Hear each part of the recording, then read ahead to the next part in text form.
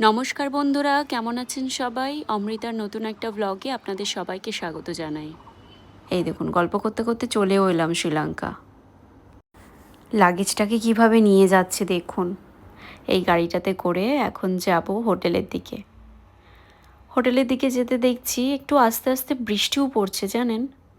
আর এত সুন্দর ওয়েদার, বাইরেটা দেখুন কি সুন্দর, রাস্তাঘাট এত চকচকে ঝকঝকে, দারুণ লাগছিল আসার সময়।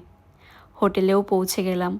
হোটেলে পৌঁছে গিয়ে আমাকে এত সুন্দর একটা রুম দেওয়া হয়েছে, ভিডিও না করে পারলাম না।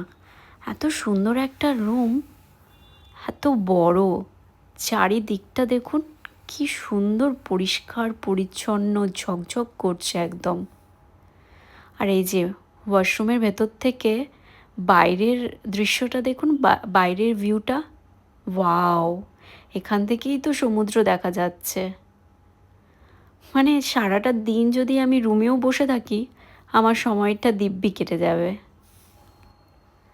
বেডরুম থেকেও বেশ ভালো লাগছে দেখতে বাইরেটা। এত ভালো একটা জায়গায় এসে না মনটাই ভালো হয়ে গেল।